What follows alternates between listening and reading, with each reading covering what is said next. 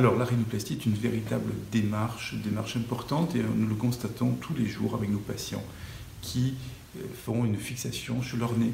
Que ce nez soit particulièrement disgracieux ou pas, l'essentiel est de comprendre que le retentissement psychologique va avoir un vrai impact sur la vie quotidienne du patient, et c'est particulièrement vrai pour les jeunes patients, les tout jeunes qui viennent déjà nous voir en consultation. La rhinoplastie est une intervention qui consiste non pas à faire un nez standardisé, mais qui consiste à analyser le visage du patient et à faire un nez qui soit harmonieux avec ce visage. En même temps, le nez a une fonction, c'est la respiration, et il faut particulièrement être attentif lors de l'intervention à ne pas créer des conditions d'une mauvaise respiration, même si le nez est très joli. Ceci passe donc par une connaissance fine par le chirurgien des mécanismes de la respiration, de l'anatomie du nez, une connaissance fine également de la demande psychologique, et Dieu seul sait si elle est multiple, et ça peut parfois être un piège pour un patient qui ne serait pas satisfait alors que le résultat réel, lui, serait parfait. Il faut donc cumuler une vision finalement chirurgicale, plastique et esthétique, une vision chirurgicale otorhinolaryngologique pour la respiration, et ceci s'acquiert finalement avec beaucoup d'années d'expérience. Pour le témoignage d'un patient type, nous avons la chance de vous conseiller de venir sur le site internet www.niforos.fr, et vous trouverez un témoignage particulièrement précis, clair, d'une de nos patientes qui est elle-même une blogueuse et qui a su mettre tout cela en vidéo et qui vous apprendra beaucoup. À la prochaine. Je voudrais vous parler de la consultation de rhinoplastie et de l'indication chirurgicale. Il y a quelques jours, j'ai été interpellé par des patients que j'avais refusés ou auxquels j'avais déconseillé de faire pratiquer une rhinoplastie. Ces patients étaient pourtant, dans les deux cas, des patients que l'on aurait pu techniquement, chirurgicalement réopérer et que l'on aurait pu techniquement, chirurgicalement améliorer. Néanmoins, la consultation de rhinoplastie, et ça c'est l'honneur et la valeur d'un chirurgien expert, c'est de dépister les attentes irraisonnées du patient et ne pas opérer quelqu'un quand on sait que de toute façon, quoi que vous fassiez, même si ce jour-là vous êtes le plus inspiré du monde en termes de résultats, de rhinoplastie et de technique, vous ne satisferez pas le patient. Il faut alors le dissuader, pour deux raisons. Soit pour qu'il prenne le temps de réfléchir à ce que vous lui avez dit et qu'il comprenne quelles seront les limites naturelles du geste que vous allez pratiquer. Limites par exemple liées à une peau épaisse, limites qui sont liées au fait qu'il faut maintenir coûte que coûte une respiration par le nez. Et si un patient vous demande un nez ultra fin, ultra pincé, hormis le fait que ce ne soit pas forcément très esthétique, il va compromettre la fonction de la valve nasale et on pourra avoir derrière des problèmes respiratoires. Donc, dissuader le patient, soit pour lui donner le temps de réfléchir aux limites, à ce que vous pourrez faire dans son intérêt, ou bien même dissuader le patient de se faire opérer, car vous savez qu'il ne sera jamais content, que le temps de la réflexion ne servira à rien. Vous le faites, le chirurgien le fait dans l'intérêt du patient, et parfois le patient en tire une certaine frustration, en veut au chirurgien. Peu importe, il ne faut pas céder à ses demandes. Quand un chirurgien vous dit non, sachez que c'est dans votre intérêt et pas dans son intérêt narcissique à lui. Je vous remercie.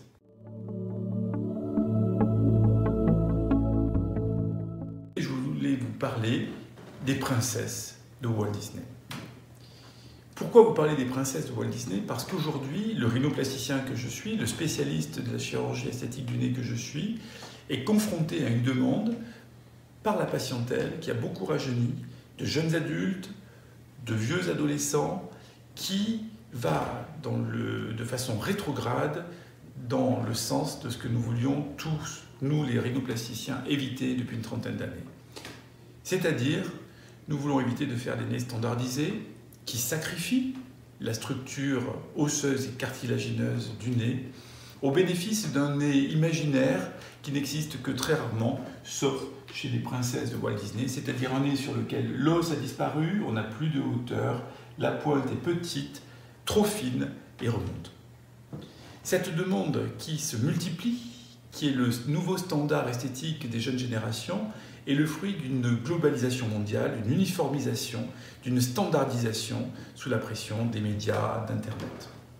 C'est une vraie bataille de persuasion que nous devons mener pour expliquer que là n'est pas la vérité, mais qu'un nez harmonieux, un nez qui est beau, n'est pas un nez parfait dans ses lignes, mais c'est un nez qui est adapté au visage, qui maintient le caractère du visage, et surtout un nez qui respire. Par ailleurs, tous les nez ne peuvent pas être transformés en Walt Disney Princess Nose, mais le chirurgien doit faire avec ce qu'il a au départ. C'est un message que je voudrais voir relayé, car il est important aujourd'hui, ce non à la standardisation, non à cette globalisation des individus, oui à la personnalisation. Chaque individu est unique et nous devons nous battre contre cette tendance chez les très jeunes adultes, nous les chirurgiens esthétiques. Merci.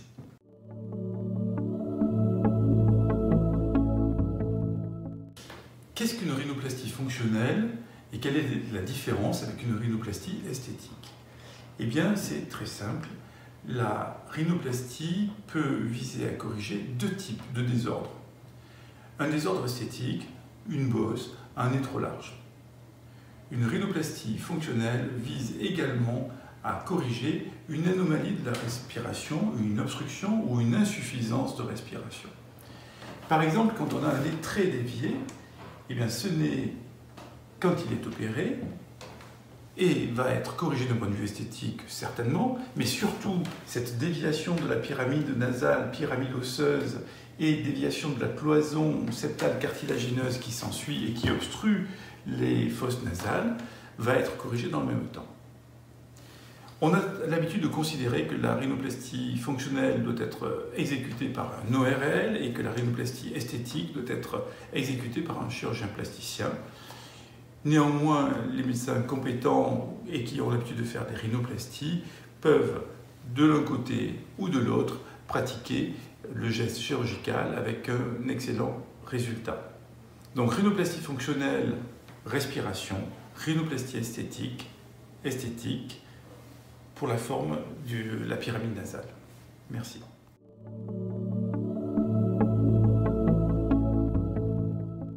L'intérêt de l'examen radiologique réalisé avant toute rhinoplastie nous renseigne sur un certain nombre de données. Tout d'abord, quand on a la possibilité d'avoir un scanner en 3 dimensions, une image en 3 dimensions, on peut y visualiser les défauts, la forme de l'os, la forme des structures osseuses et prévoir d'ores et déjà, avant l'intervention, si on va réaliser un geste symétrique ou pas, si on va réaliser une rhinosculpture, si la rhinosculpture, par exemple, va être efficace.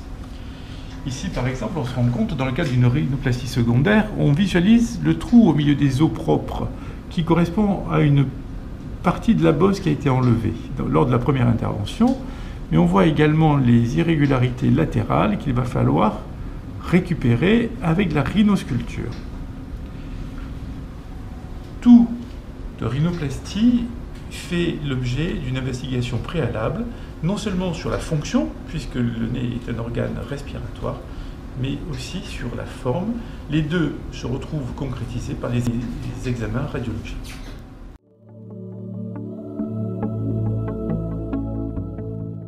Je vais vous parler aujourd'hui de l'importance de considérer le nez dans sa fonction alors que le patient vient nous demander un changement esthétique de son nez. Car le patient, que voit-il? Il voit une forme extérieure et très souvent, les jeunes patients viennent même avec des photos sur leur téléphone portable de nez qu'ils imaginent comme étant le nez idéal sur leur visage. Il faut rappeler deux choses, c'est que le nez idéal est un nez harmonieux avec le visage et qui n'est pas forcément le très joli nez que vous voyez sur quelqu'un d'autre, ça c'est fondamental. Et en même temps, le nez idéal, c'est un nez qui respire. Il est donc fondamental de traiter en même temps que la forme extérieure du nez, si besoin en était, la cloison nasale, qui est le véritable mur porteur de la pyramide nasale, et évidemment de préserver cette forme ici très particulière, cet angle ici, qui représente ce que l'on appelle la valve nasale, et ne pas venir l'affaiblir, car pour faire une pointe plus étroite, plus fine, on vient parfois flirter avec cette valve nasale et on peut l'affaiblir. Donc, il y a deux choses qu'il faut considérer comme très nécessaires, comme indispensables. Tout d'abord, l'exploration fonctionnelle du nez avant une rhinoplastie et voire même faire pratiquer un scanner des sinus, car le scanner des sinus permet de visualiser l'architecture interne profonde du nez et renseigne sur le chirurgien sur cette architecture avant l'intervention pour qu'il puisse anticiper notamment ces problèmes de cloison nasale et de valve nasale. Ensuite, il faut que le chirurgien qui fait de la rhinoplastie ait une bonne formation sur la fonctionnalité de cette architecture pour la préserver tout en la modifiant. Préserver la fonction, préserver la solidité du nez tout en modifiant l'esthétique externe. C'est le véritable challenge de la rhinoplastie et le patient doit en être absolument conscient car combien de patients qui souhaitent des nez toujours plus petits, des pointes toujours plus fines, ne savent pas qu'ils ne pourront plus respirer s'ils font du sport, ils ne pourront plus respirer par le nez s'ils montent des escaliers rapidement, et même parfois, ils ne pourront plus respirer la nuit quand ils sont couchés. C'est un challenge technique, chirurgical et esthétique, et c'est une des choses qui rendent la rhinoplastie passionnante. Merci beaucoup. Quel est l'intérêt du scanner des sinus et des massifs de la face avant une rhinoplastie? Vous avez déjà vu une vidéo sur laquelle je parle de la connaissance de l'architecture du nez pour préserver effectivement sa capacité à respirer. Le nez est un organe fonctionnel qui permet la respiration, le réchauffement, l'humidification de l'air et c'est un nez qui fonctionne bien, ce sont souvent des pathologies évitées. L'intérêt également du scanner des sinus de la face, c'est qu'après une rhinoplastie, il y a une obstruction nasale, une difficulté à respirer, qui est comparable à celle d'un rhume. Et cette difficulté à respirer, après les premiers jours où le nez est encombré de croûtes de sang séché, elle est liée à un œdème. L'œdème, c'est de l'eau, c'est un épaississement des muqueuses, et une cavité nasale post-opératoire est une cavité nasale dans laquelle les muqueuses ont épaissi. Cette obstruction nasale, qui va être normale dans les premiers jours, les premières semaines qui suivent la rhinoplastie, elle va nous poser question ensuite dans le suivi du patient pendant les mois qui suivent. Certains patients vont retrouver très vite, à condition d'avoir été bien opérés, une respiration normale. D'autres, même s'ils sont bien opérés, vont avoir du mal à retrouver pendant les premiers mois une respiration normale. Pourquoi? Parce que l'intervention est vécue par l'organisme comme un traumatisme. Elle ne sait pas que c'est une intervention pratiquée par un chirurgien expérimenté, que c'est le souhait du patient. Non. Pour le corps, l'intervention chirurgicale est un traumatisme. Et quand on va avoir une obstruction nasale post-opératoire et qui dure, cela va nous permettre de savoir l'état des muqueuses avant, si l'on avait une muqueuse fine avec un grand passage de nez ou une muqueuse épaissie. Et quand on a déjà une filière aérienne avant l'intervention avec des muqueuses épaissies, on va pouvoir répondre au patient que son obstruction nasale qui traîne un petit peu, qui récupère mais lentement, eh bien c'est parce que comme on avait une muqueuse épaisse avant, on a une muqueuse encore plus épaisse après, une muqueuse qui est sensible, une muqueuse qui est facilement inflammatoire, et cela pourra mener, par exemple, à la prescription de traitements médicaux à base de spray, par exemple, spray de cortisone local ou de lavage de nez qui, même s'ils paraissent souvent anodins, sont l'un des facteurs régulateurs les mieux tolérés et les plus efficaces de la muqueuse nasale. L'obstruction nasale est toujours concomitante de la rhinoplastie, même si elle n'est pas traumatisante. Il faut ensuite savoir combien de temps elle va durer. Je vous remercie.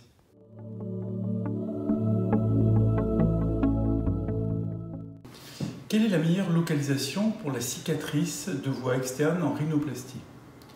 La meilleure localisation, alors que ce n'est pas celle que l'on rencontre le plus souvent sur les actes pratiqués, se fait ici, à la base, à la limite entre la lèvre cutanée et la columelle. Volontairement, j'ai pris cette photo d'homme puisqu'on voit la limite de la barbe, de la moustache et de la zone imberbe de la columelle. Vous voyez que la cicatrice est absolument indiscernable. Le problème d'une cicatrice plus haut située que l'on voit souvent et qui se fait au milieu de la columelle ne vient pas du fait que l'on voit la cicatrice en position tête en arrière, mais du fait que parfois cette cicatrice fait une petite marche d'escalier qui va devenir très visible sur la columelle de profil.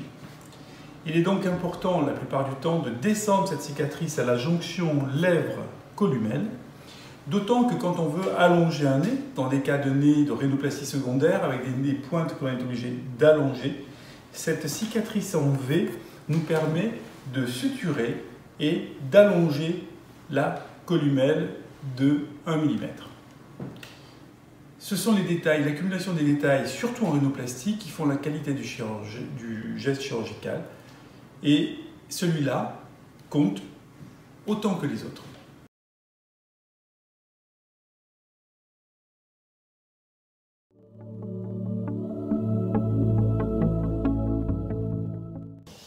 Je voudrais vous parler aujourd'hui de l'intérêt de la rhinoplastie dans le cadre d'un rajeunissement, d'une amélioration de l'expression d'un visage qui a vieilli. L'une des caractéristiques du visage qui a vieilli est évidemment l'aspect fatigué, l'aspect triste et l'expression négative de la bouche. Très souvent, des patientes nous disent qu'elles n'aiment pas leur nez, que ce nez a gâché leur visage, selon elles, toute leur vie, et que finalement elles considèrent qu'elles sont un petit peu trop vieilles pour faire pratiquer une rhinoplastie. Dans ces cas-là, je ne manque pas de leur faire remarquer que la rhinoplastie, notamment quand elle raccourcit le nez, quand elle adoucit ses contours, va participer à une opération de rajeunissement du visage et même pratiquée isolément, sans être accompagnée d'une autre chirurgie telle que le lifting, elle va donner une autre expression au visage. Parce que l'expression de la bouche qui descend va être renforcée par cette courbe vers le bas de la pyramide nasale, alors qu'à partir du moment où on trouve une courbure plus droite ou qui repart vers le haut, va donner une toute autre expression au visage. Un joli nez, un nez harmonieux, un nez plus court, un nez qui ne pointe pas vers le bas, donne toujours un aspect plus juvénile à un visage et est un atout face au vieillissement. Bien vieillir, ne pas avoir l'air fatigué, triste, quand on prend les années, être un beau vieux plutôt qu'un faux jeune, la rhinoplastie de la femme âgée y participe.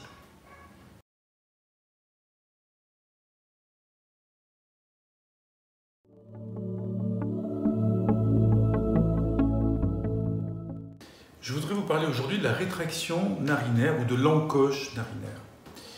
L'encoche narinaire correspond à une angulation sur le bord de la narine, un accent circonflexe, un petit chapeau de gendarme qui rétracte la narine vers le haut. Tout d'abord, il ne faut pas la confondre avec une narine qui aurait une orientation vers le bas, avec une courbure vers le bas et qui ne correspond pas du tout à la même chose.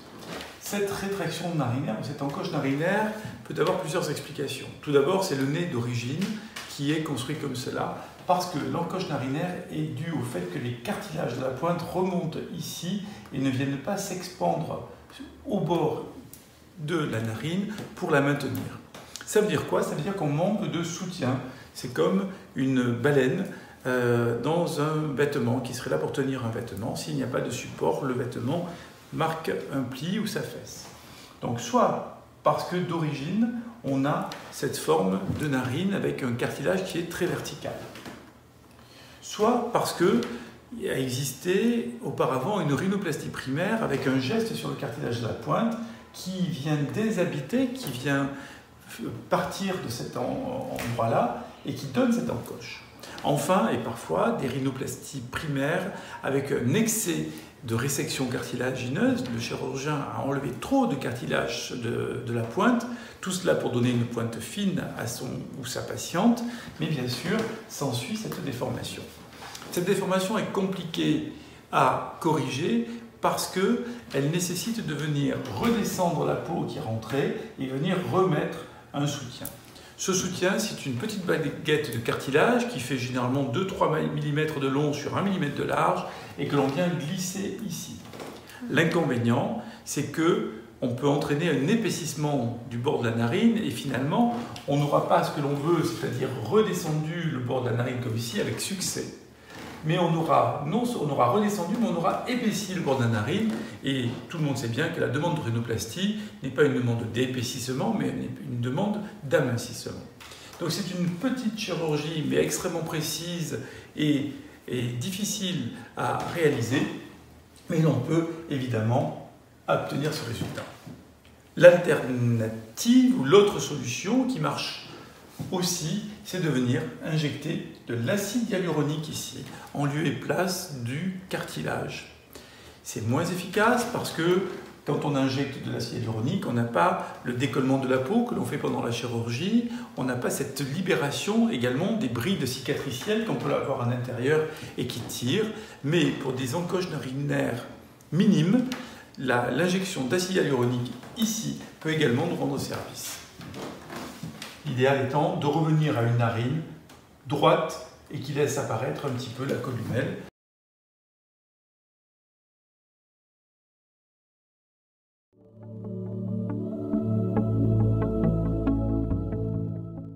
Je voudrais vous parler d'un détail qui a son importance quand on fait une rhinoplastie. La cloison nasale et l'impact d'une éventuelle déviation.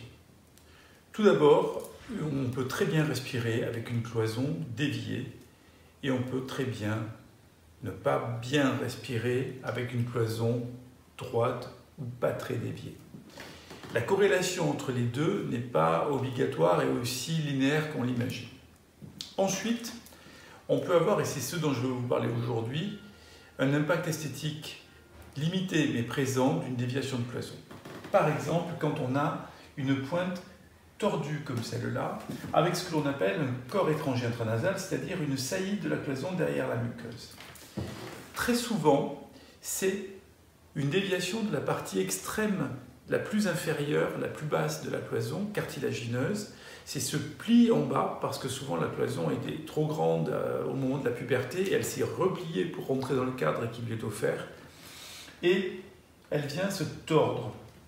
Dans ces cas-là, il n'est pas toujours nécessaire de faire une grande septoplastie, un grand travail sur la cloison, mais en tout cas, de venir redresser cette partie très antérieure, parfois même d'enlever ce corps étranger cartilagineux pour revenir à une pointe droite. C'est le travail de base. N'oublions pas quand même que quand le nez s'est formé à l'adolescence, la peau s'est formée sur une base asymétrique et qu'une fois sur deux, même quand on a réalisé la cloison, même quand on a remis la structure cartilagineuse droite, persiste une petite asymétrie de narine qui est le souvenir cutané de l'ancienne pointe déviée.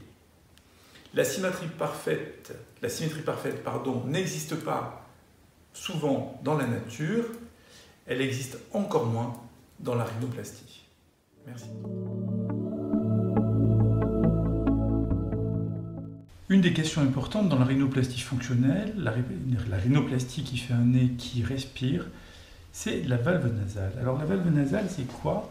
Eh bien, vous voyez sur ce scanner, quand on part du début du nez avec cette pointe et les deux petites narines, et que l'on rentre petit à petit, que l'on avance, on arrive à une zone qui est ici, un peu fermée. Cette zone que vous voyez apparaître ici un peu fermée, c'est ça la valve nasale, mais l'endroit véritable qui est concerné, c'est non pas cette zone très étroite qui ne sert pas à respirer, mais cette zone où vous commencez à voir arriver des cartilages, et là vous voyez que le passage est beaucoup plus important.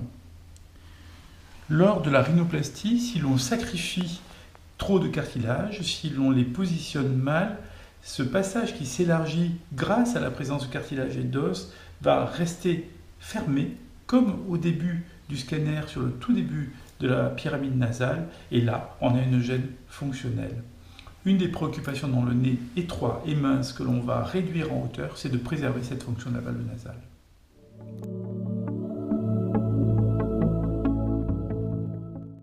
La rhinosculpture en rhinoplastie consiste à utiliser des tout petits instruments qui vont vibrer grâce à des ondulations électriques. C'est ce qu'on appelle le piézoélectrique, et ça permet de corriger très finement l'os, le cartilage, et de venir à l'intérieur sculpter une bosse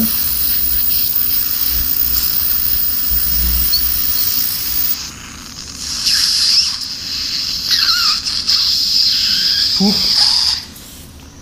descendre en profil, affiner un nez, tous les gestes élémentaires de la rhinoplastie.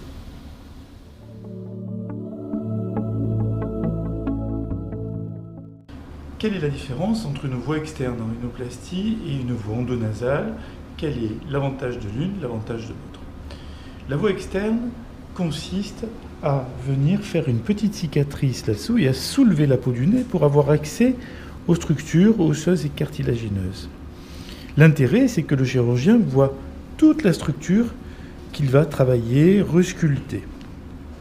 La voie endonasale, elle se fait par une cicatrice intérieure qui va permettre de venir travailler sur les structures ostéocartilagineuses par l'intérieur.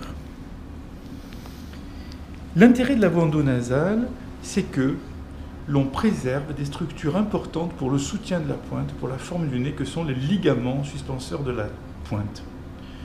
On revient sur le nez, vous allez voir, la pointe est soutenue par une structure, que sont des ligaments.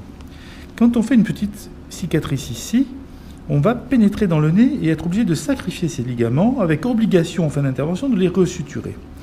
Quand on passe par voie endonasale, on passe ici. Et ça permet de préserver ces structures précieuses pour l'équilibre du nez. En revanche, la voie externe va s'imposer quand on a besoin de faire un vrai travail de restructuration de la pointe, ce que l'on fait plus difficilement par voie endonasale.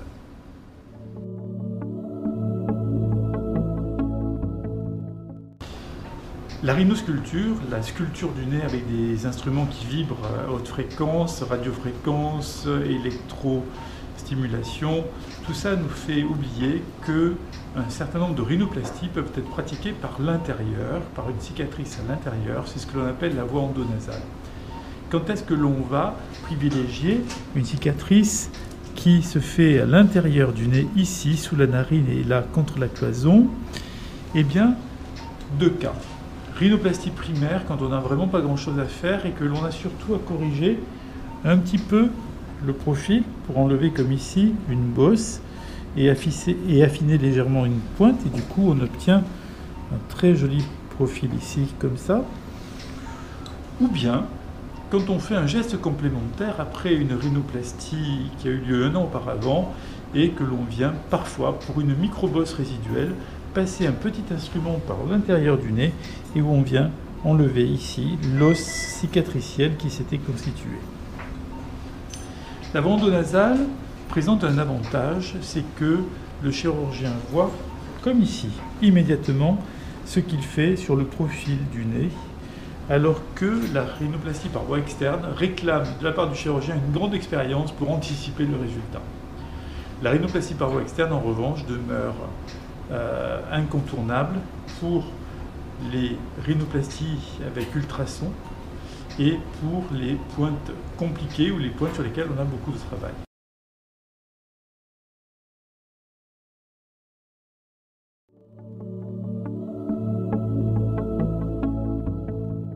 Un cas clinique sur une rhinoplastie. Le nez que nous venons d'opérer était un grand nez, haut, fin et dévié. Le challenge, c'est à la fois de reculer ce nez avec des cartilages qui ne sont pas très épais, de garder la valve nasale, de traiter la cloison puisqu'il est dévié. Alors, on fait une cloison. La cloison nasale sert à remettre le nez droit, à rétablir la rectitude du nez. Nous n'avons bien sûr enlevé aucun cartilage sur la pointe. Nous avons tout suturé pour que cette pointe soit plus fine. Nous avons mis 2 greffes ici de cartilage qu'on appelle les spreader grafts pour maintenir à la fois ce nez qui ne se pince pas ici et qui puisse respirer.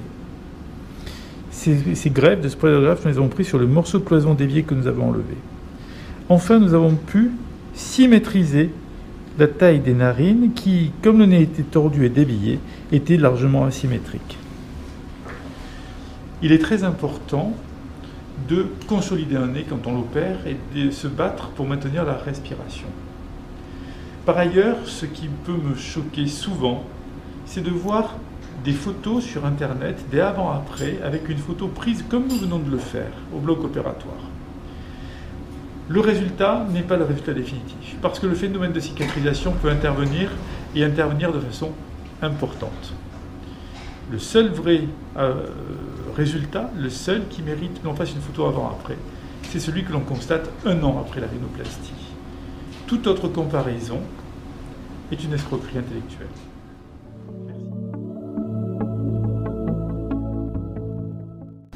Dans la chirurgie des nez, très souvent, les nez hauts avec une bosse sont des nez qui sont longs et fins. Le risque quand on enlève la bosse et que l'on ne renforce pas la partie médiane du nez qui est très fine est de venir fragiliser, parce qu'on en enlève trop, la valve nasale et d'impacter la respiration. On met dans ce contexte-là 2 petites greffes de cartilage que l'on a pris sur la cloison et que l'on vient tailler comme 2 petites allumettes. Ces petites greffes de cartilage, on va venir ensuite les recaler le long de la cloison à l'endroit même où l'on a enlevé la bosse. Elles vont servir à venir comme 2 petites poutres sur une charpente de bois ou comme de petits étais, maintenir de chaque côté la valve nasale. Il est très important également de ne pas avoir d'affaissement dans les années qui suivent la rhinoplastie, et elles empêcheront également non seulement bien sûr une détérioration de la respiration, mais aussi de voir apparaître un creux de part et d'autre du nez qui forme ce qu'on appelle un V inversé.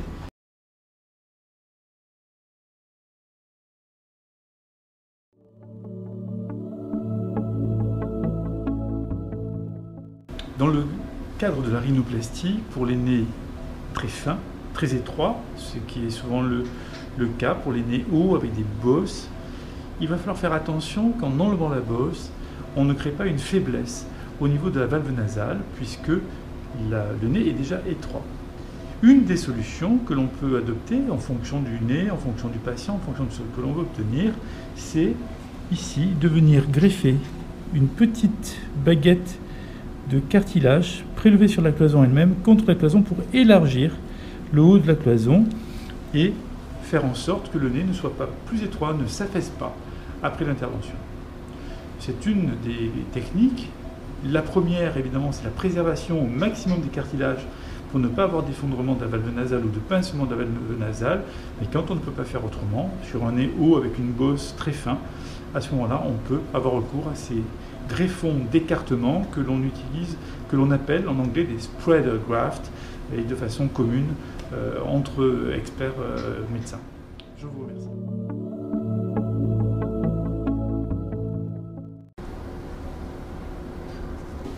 Une des difficultés de la rhinoplastie, c'est quand, comme vous venez de le voir, on est confronté à une pointe très basse, qui pointe vers le bas, très courte, attachée à une lèvre supérieure courte. C'est la photo que vous venez de voir.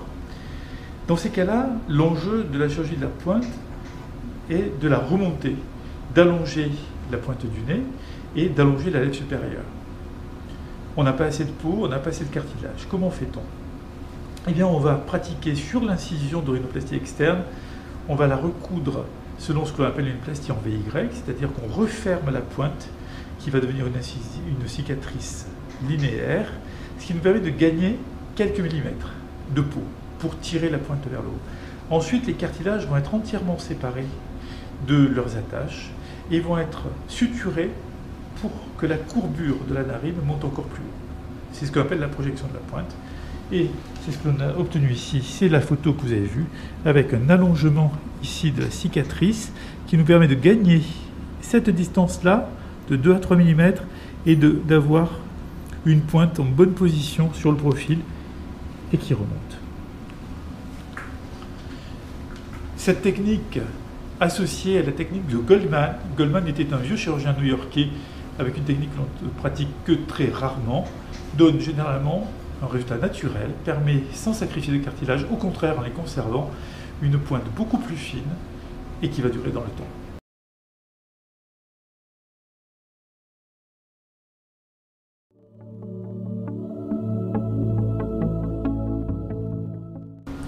Trop souvent, les patients qui viennent demander une rhinoplastie se focalisent sur une bosse, une mini-bosse, qu'ils ont l'impression qu'ils identifient comme étant le principal problème de leur nez sur leur visage. Souvent, la bosse n'est que relative et elle est liée à une pointe qui descend trop. Et plus la pointe descend, plus on a l'impression que la bosse est importante. En revanche, quand on va remonter la pointe, on retrouve déjà un profil qui devient plus esthétique. Trop creuser une bosse alors qu'elle est petite va ne faire qu'accentuer l'idée de longueur d'un nez si l'on n'est pas capable de remonter la pointe, de la recadrer.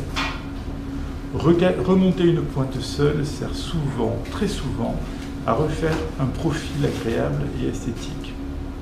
De la même façon qu'une pointe qui remonte trop ne présente pas de qualité esthétique particulière, une pointe qui descend trop crée l'illusion d'un nez trop long avec une bosse. Donc le positionnement de la pointe est une des clés de la rhinoplastie.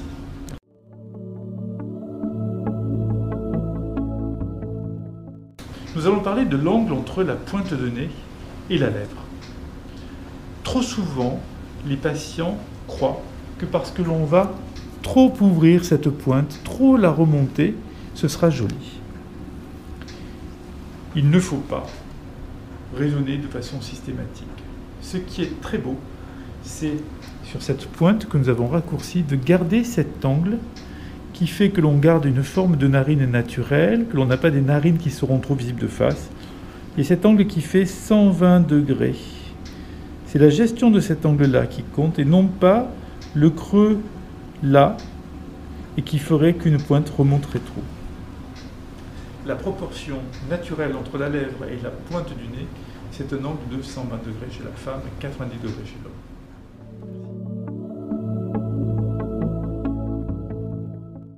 Rhinoplastie encore, bien sûr, puisque c'est une de nos pratiques majeures. La question de l'asymétrie narinaire. L'asymétrie narinaire peut être liée à plusieurs facteurs.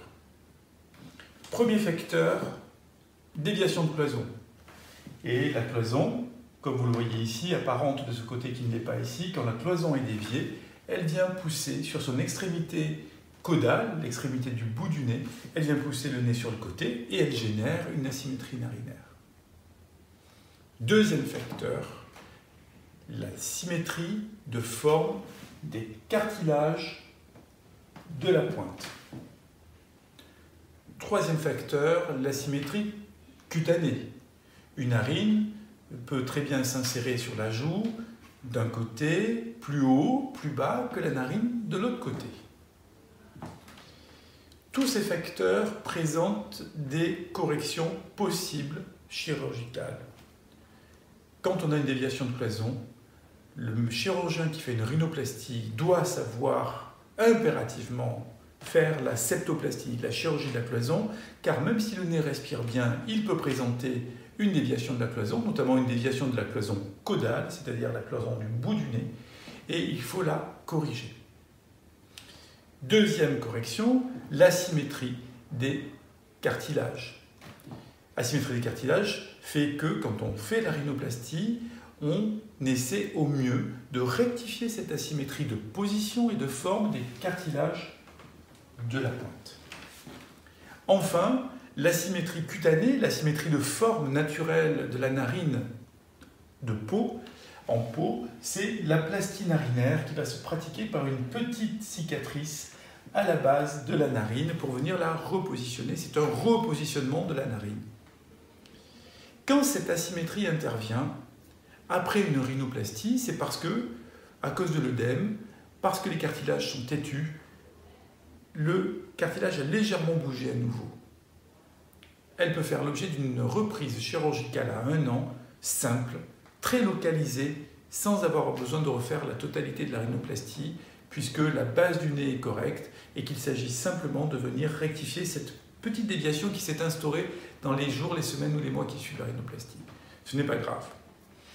La plastie narinaire, elle peut être réalisée sous anesthésie locale. Enfin, l'asymétrie qui préexistait, c'est-à-dire l'asymétrie de narine qui existait avant la rhinoplastie, peut être corrigée à 60, 70, 80%. Elle ne l'est jamais à 100%, car si l'on voulait rectifier à 100% une asymétrie narinaire, on viendrait imposer au nez une forme artificielle et pas naturelle, et il faut parfois laisser persister une petite asymétrie pour garder un nez naturel qui est bien plus beau.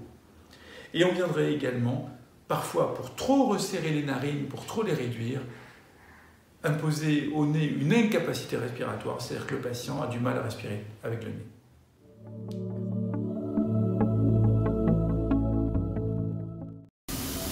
La plastie narinaire est un geste qui vise à harmoniser la taille des narines avec le nouveau-né en fin de rhinoplastie. Mais ce petit geste est un geste qui est extrêmement précis et qui peut avoir deux répercussions. Tout d'abord, réduire de façon excessive la largeur du nez et gêner la respiration. Ensuite, donner à un nez un aspect chirurgical, un aspect refait, un peu un nez comme pouvait l'avoir Michael Jackson. Alors, quand ça a été mal fait, on peut toujours, sur ce nez à peau épaisse, reprendre cette plastie narinaire qui a fermé et qui donne, en la désépaississant et en réouvrant la narine. Voilà le dessin, et nous allons tout simplement affiner par une cicatrice qui sera dans le pli de la narine.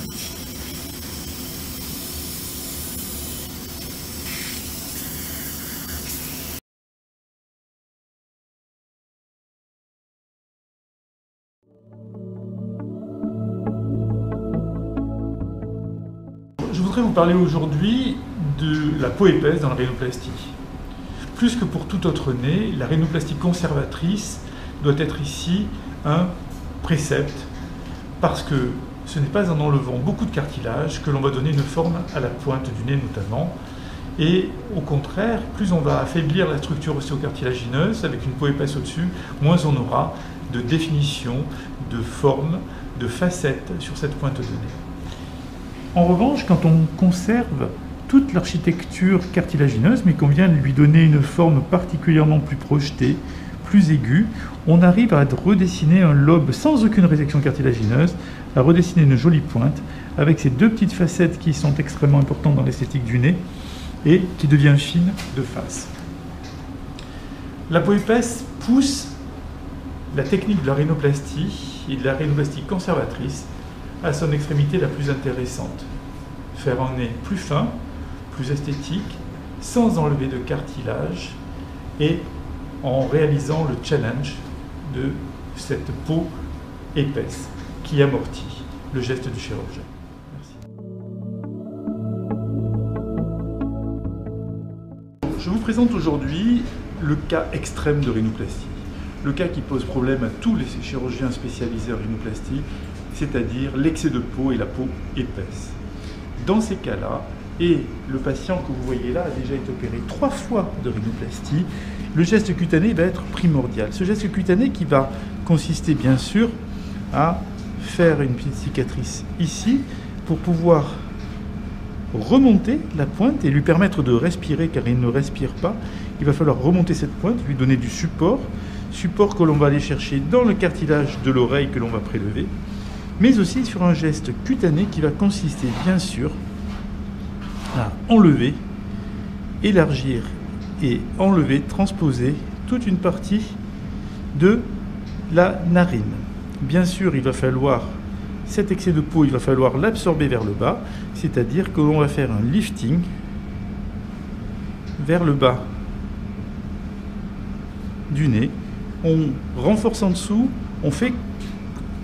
on obtient une rotation de la peau par-dessus et on enlève tout l'excédent. Voilà.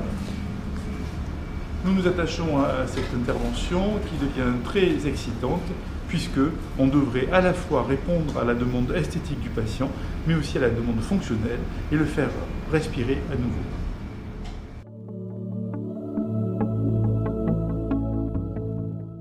Nous réalisons aujourd'hui ce qui est le challenge absolu pour la rhinoplastie, ce sont les rhinoplasties esthétiques sur peau extrêmement épaisse avec un grand excès de peau.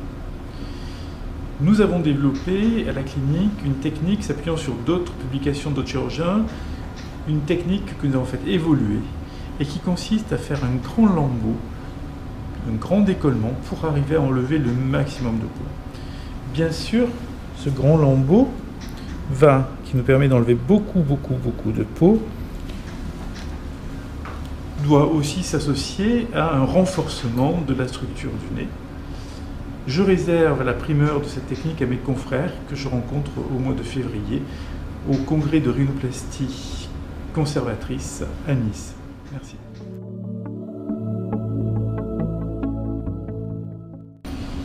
Une petite remarque sur la rhinoplastie. Si la rhinoplastie est une intervention très souvent pratiquée à visée esthétique, elle est aussi la clé de voûte de la féminisation du visage.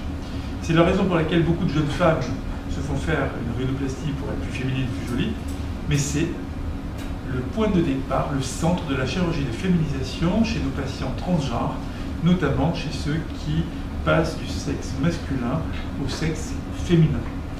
La rhinoplastie que nous avons accomplie aujourd'hui est une rhinoplastie de réduction, de féminisation, s'accompagne très souvent dans ces cas-là d'un raccourcissement de la lèvre supérieure pour donner une expression plus féminine à la bouche et d'un autre geste osseux sur la mâchoire, puisque nous avons abrasé la mâchoire de notre future patiente, pour enlever cet aspect carré de la mâchoire et lui donner un côté plus féminin, plus ovale.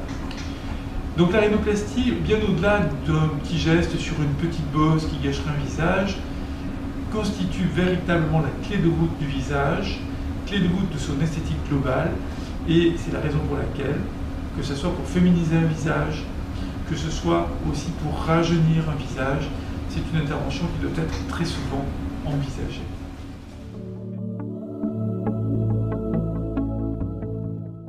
L'injection de cellules graisseuses dans le nez est une des solutions à notre disposition pour venir corriger des nez dont la correction chirurgicale classique par rhinoplastie n'est pas souhaitable, soit parce que ce sont des nez cicatriciels, opérés anciens, des peaux fines, ou bien tout simplement pour venir rectifier certaines irrégularités liées au vieillissement du nez souvent, ou à des rhinoplasties primaires avec un résultat insuffisant. Il tient et prend la place des injections d'acide hyaluronique de façon plus durable et de façon plus homogène. L'injection se fait avec une petite canule et permet de venir ici corriger une asymétrie avec un creux et rectifier le dorsum.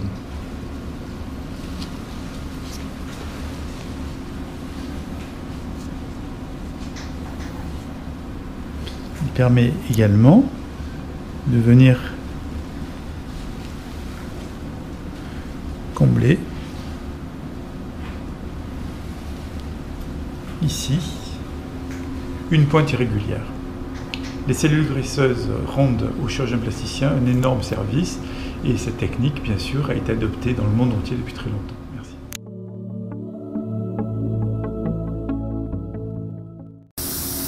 Voilà, nous allons extraire une prothèse en silicone, une feuille de silicone qui a été malencontreusement placée dans ce nez et que nous sommes en train et qui s'est déplacée et que nous allons bien sûr essayer d'enlever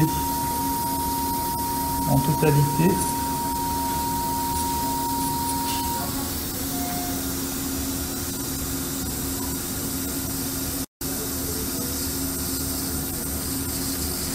C'est exactement ce qu'on ne doit plus faire, ce qu'on ne fait plus en France depuis des décennies, c'est-à-dire mettre des prothèses dans le nez.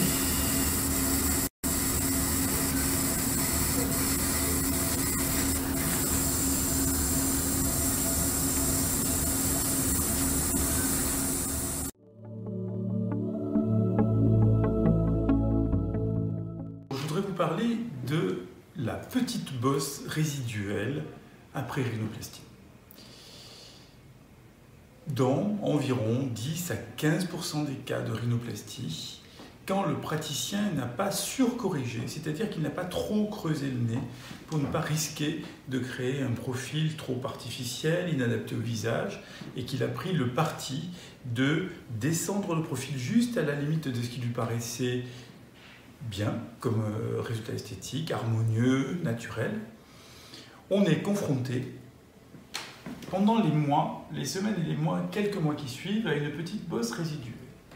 Le résultat global est bon puisqu'on a un changement complet de la forme du nez avec un nez qui ne descend plus, par exemple dans ce cas, mais on a une petite bosse résiduelle. Ceci tourne parfois au véritable drame pour les patients.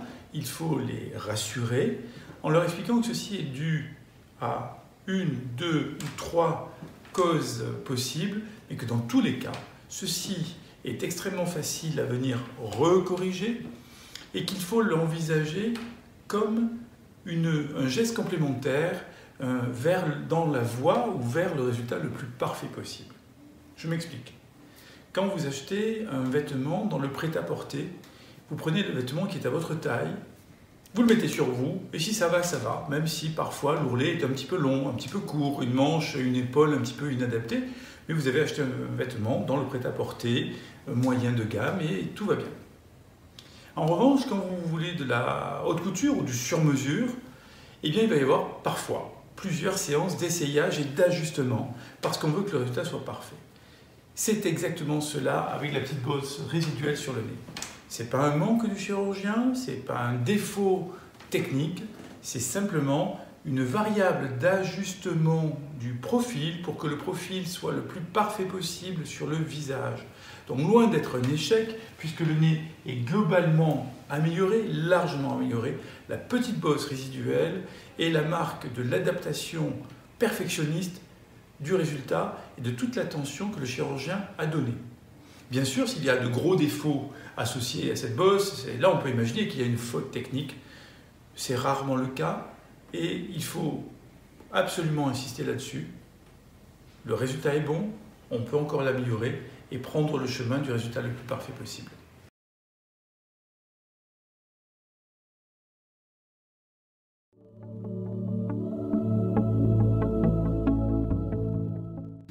Je vais aborder avec vous le thème du geste complémentaire. Il y a une chose importante à comprendre en rhinoplastie aujourd'hui où les patients sont très informés, où ils ont des exigences extrêmement pointues sur le résultat de leur rhinoplastie. On n'est plus comme il y a une quinzaine d'années de cela où les patients demandaient une amélioration. Ils pensent aujourd'hui que l'on peut aller vers le résultat le plus parfait. Première chose, le chirurgien travaille à partir d'une base et non pas à partir de rien. Et il ne vient pas greffer sur un visage un nez qui pourrait paraître parfait sur une étagère et qui ne le serait pas sur le visage. Il a donc des limites. Une des limites de la rhinoplastie, c'est que même quand le geste est parfaitement réalisé et que le résultat est bon, la cicatrisation peut venir jouer sur des petits détails. Or, aujourd'hui, les patients veulent que le nez soit le mieux possible, y compris dans le détail. Et quand je parle de détail, c'est par exemple, ils réclament la correction du nombre lorsqu'ils se prennent en photo pour un selfie, comme cela. Si le chirurgien a obtenu un bon résultat, un très bon résultat, il peut être amené à pratiquer un an après un geste complémentaire qui n'est en aucun cas une rhinoplastie secondaire. La rhinoplastie secondaire veut dire que le premier résultat a été mauvais et que l'on vient corriger un mauvais résultat. Là, je vous parle du geste complémentaire sur un excellent résultat et je prends souvent l'image de la haute couture. Quand vous allez acheter un vêtement en haute couture, il y a plusieurs essayages pour s'approcher du plus joli résultat possible. Sinon, vous allez dans le prêt-à-porter à petit budget, vous achetez un objet qui finalement ira plus ou moins bien et qui vous convient. La rhinoplastie la plus parfaite est donc une rhinoplastie qui s'adapte au visage, qui reste naturelle et qui répond aux attentes raisonnées du patient. De nos jours, le geste complémentaire pour arriver à ce résultat le plus parfait devient de plus en plus fréquent, malgré de très bons résultats de rhinoplastie. Il faut le savoir, et il faut savoir quand on s'engage dans cette voie que l'on pourra, un an après, avoir recours à un petit geste complémentaire par le même chirurgien qui a maîtrisé le bon résultat de la première fois pour aller vers la satisfaction de ses attentes. Merci. Deuxième vidéo sur les gestes complémentaires que l'on peut faire à distance d'une rhinoplastie. Une fois de plus, il ne s'agit pas d'une rhinoplastie secondaire, il ne s'agit pas de reprendre un geste complet, mais d'un petit geste court, précis, qui va venir compléter le résultat esthétique et pour que l'on passe d'un résultat qui est bon à un résultat qui est très bon, et il suffit parfois de pas grand-chose. Par exemple, ce que l'on appelle la columelle, le dessous du nez, c'est qu'on raccourcit, on fait un nez plus petit, la plupart du temps à la demande des patients, et que l'on fait au mieux. Et lié à des problèmes de cicatrisation, tout simplement parce qu'on a voulu vraiment n'enlever que ce qui était nécessaire sur la cloison nasale en bas, le patient nous dit qu'il aimerait avoir un nez un petit peu plus plat, un petit peu plus impacté au niveau de la columelle. Et c'est ce que nous pouvons faire sous anesthésie locale, c'est-à-dire que l'on vient enlever encore un petit morceau de cloison ici et venir impacter cette pointe pour que la narine paraisse moins grande et que le nez paraisse plus plat en dessous. Trop plat, ce n'est pas bien. Trop proéminent, ce n'est pas bien. Il faut trouver le bon dosage. Voilà le geste complémentaire numéro 2 que nous pratiquons le plus souvent, un an après une première rhinoplastie, quand cela est nécessaire. 15% de gestes complémentaires, 85% de rhinoplastie sans aucun geste à un an, dans nos statistiques ici à la clinique. Merci.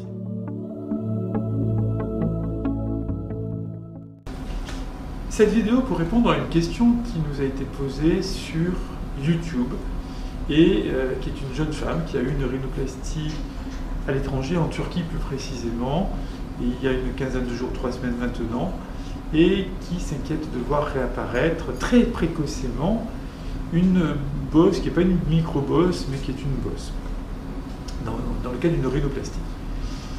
Alors la réponse est très simple en fait. Si vous êtes allé voir un chirurgien dont vous avez entendu parler pour ses qualités et ses compétences chirurgicales, votre question qui est: est-ce que le chirurgien acceptera de venir retoucher cette bosse? Et s'il s'agit d'une micro-bosse, la réponse est oui. Vous êtes allé voir quelqu'un qui est normalement compétent, qui assume son travail de chirurgien, et que ce soit en Turquie ou en France ou peu importe ailleurs, il fera le geste s'il s'agit d'une micro-bosse. L'autre cas, c'est si vous avez une vraie grosse bosse, que le travail n'a pas été bien fait ou que c'est un affaissement du milieu du nez, que vous avez choisi non pas le chirurgien mais un tarif parce que c'était moins cher, dans une structure dont vous ne connaissez pas le nom du chirurgien jusqu'au dernier moment, que le chirurgien vous a vu juste avant de vous opérer. Là, je suis un petit peu plus pessimiste et vraisemblablement, le geste sera plus compliqué. Il peut s'agir d'une faute technique et peut-être que ces structures qui mettent plus en avant l'aspect financier des choses que l'aspect chirurgical ne vous répondra pas si vous les sollicitez à nouveau. Donc, si en Turquie comme ailleurs, c'est le choix de votre chirurgien sur sa renommée, sur sa compétence, sur ses qualités, sur ses diplômes qui vont compter pour le suivi. La rhinoplastie est un acte de haute couture qui nécessite souvent des petits gestes complémentaires de détail pour qu'elle soit parfaite, à condition qu'elle soit très bien pratiquée lors du premier geste et que l'on va affiner ensuite. Si votre chirurgien est un chirurgien habitué, compétent, il fera ces gestes complémentaires et il aura bien réalisé sa première rhinoplastie.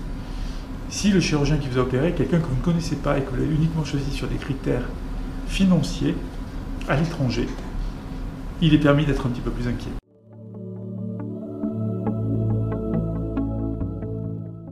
Nous allons pratiquer aujourd'hui une rhinoplastie secondaire, c'est-à-dire une rhinoplastie chez une patiente qui a déjà été opérée et qui vient nous voir parce qu'elle n'aime pas globalement son résultat, bien qu'il n'y ait pas eu de faute importante technique faite par le précédent chirurgien, mais c'est une addition de détails sur la rhinoplastie précédente qui fait que son résultat n'est pas celui souhaité.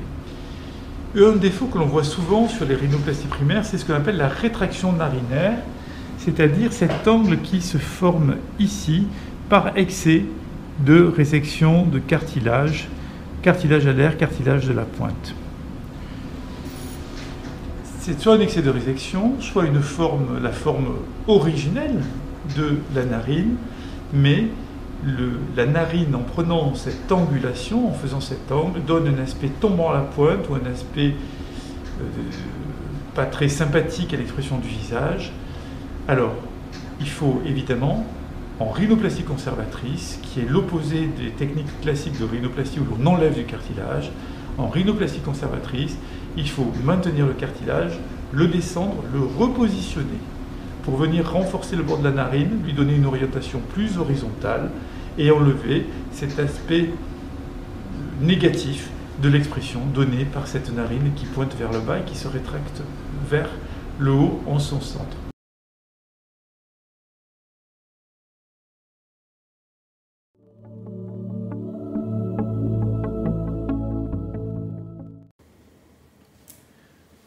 remonter une pointe avec des injections d'acide hyaluronique dans le nez. Une des demandes de correction de la pyramide nasale est le profil d'un nez qui aurait tendance à plonger avec une pointe qui serait trop basse. Évidemment, la chirurgie et la rhinoplastie chirurgicale nous permettent de corriger amplement les défauts d'une pyramide nasale, mais les injections nous permettent aussi d'apporter parfois certaines corrections intéressantes. Comment remonter une pointe avec de l'acide hyaluronique? Eh bien, il y a 2 points particuliers à injecter pour remonter la pointe et changer finalement un profil qui, de triste un petit peu ou un petit peu marqué, devient plus souriant, plus féminin.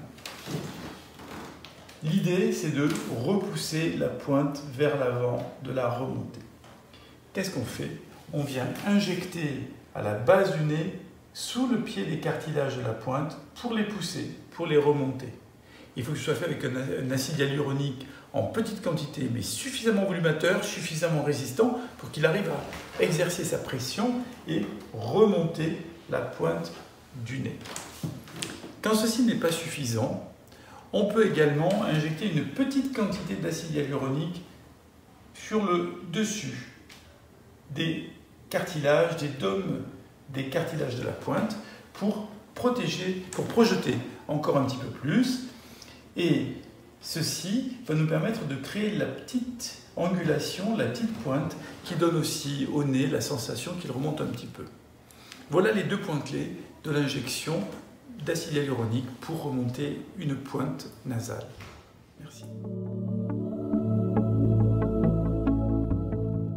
Un petit clin d'œil aujourd'hui qui n'est pas de l'éducation du patient, qui n'est pas un contenu extrêmement scientifique, mais juste pour vous dire ma satisfaction tous les ans quand je reçois mon diplôme de la Société européenne de rhinoplastie, qui est une société très célèbre, qui demande beaucoup de preuves de compétences en rhinoplastie pour pouvoir en être membre, il faut être parrainé, et à tel point que nous ne sommes même pas une dizaine, je crois que nous sommes 5 ou 6 Français uniquement en être membres. Voilà, donc ce petit moment de satisfaction, puisque c'est la reconnaissance d'une expertise, d'une vieille expertise et ancienne expertise acquise sur la rhinoplastie, qui est, comme beaucoup le reconnaissent, un des gestes les plus difficiles et les plus passionnants de la chirurgie esthétique. Je vous souhaite une bonne journée.